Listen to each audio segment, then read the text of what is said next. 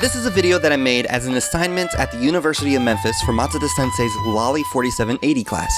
That being said, a lot of the information in this video is about Japan and its depiction of foreigners in the media, so if you're into that kind of thing, you may want to stick around. As many of you may know, I'm a quarter Japanese, and I'm incredibly interested in the culture and plan to live in Japan someday.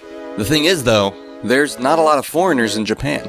In 2018, there was around 2.73 million non-Japanese residents living in Japan. That's about 2.16% of the entire population. On top of that, many of them are from neighboring Asian countries such as South Korea or China. So, to be frank, there aren't a lot of black or white people living there. Compared to America, Japan is incredibly homogenous, especially if you go to the more rural areas. It wouldn't be too weird to assume that many of them have lived their entire lives without interacting with a foreigner. For this reason, I think the way they depict foreigners is incredibly interesting. Of course, you have the wacky commercials with celebrities. Bruce Willis selling cars, Daimotsu Miro Us, Harrison Ford playing the PlayStation, and Tommy Lee Jones being portrayed as a literal alien in coffee commercials. But to really show how foreigners are depicted in Japanese media, let's focus on dramas. Specifically, the first NHK morning drama, or asadora in Japanese, to star a non-Japanese person in its main role, Massan.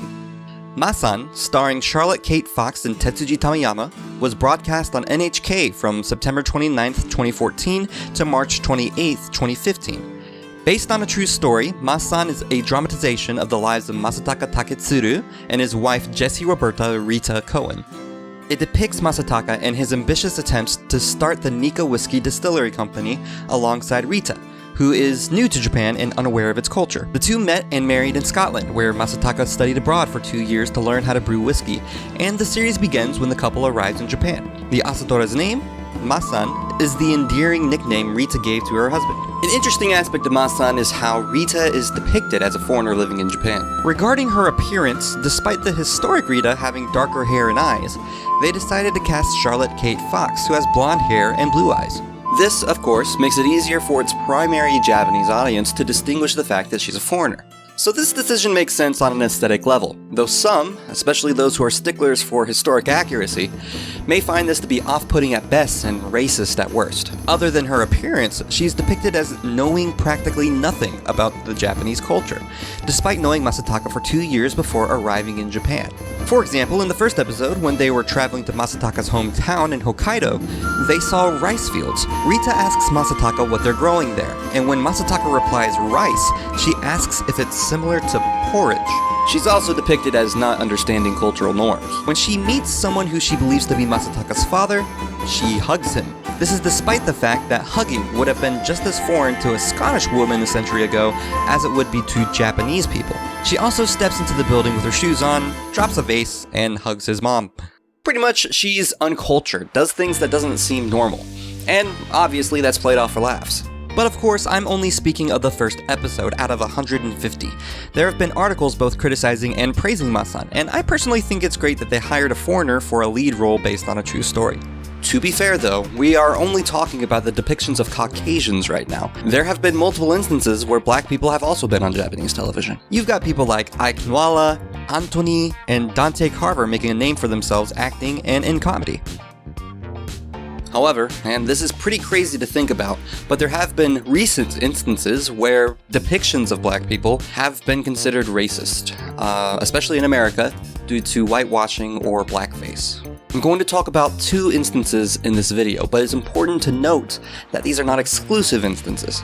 There have been questionable decisions in the depictions of black people in Japanese media in the past. Naomi Osaka is a half Haitian, half Japanese tennis player. She was born in Chuoku, Osaka, and moved to New York when she was 3. Because the United States Tennis Association, or USTA, wasn't very interested in her when she was young, alongside the fact that she and her sister always felt more Japanese than American according to her parents, Naomi's parents decided when they were at a young age for her to represent Japan. In 2019, the Japanese cup noodle company Nissin collaborated with Shin Tennisu no Oji-sama, which was my childhood.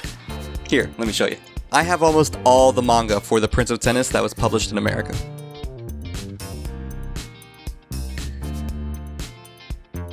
So yeah, in the commercial they were going to depict Kei Nishikori and Naomi Osaka alongside the Prince of Tennis characters, which to me was incredibly exciting because I saw Kei Nishikori at the Memphis Open when that was still going around, and At the time, Naomi Osaka was the first Japanese woman, or Japanese person actually, to ever win a US Open.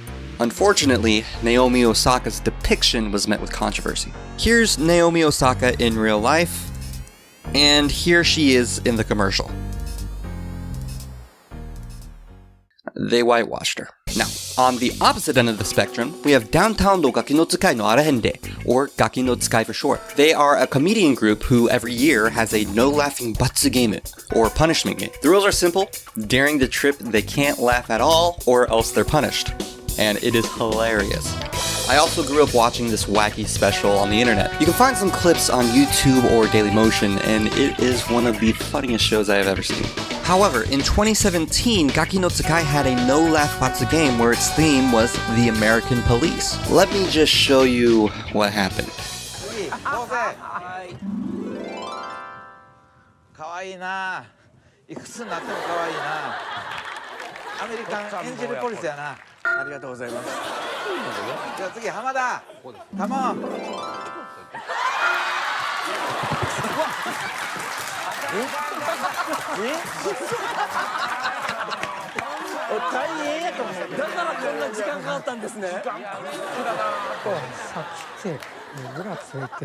Yeah, it was blackface.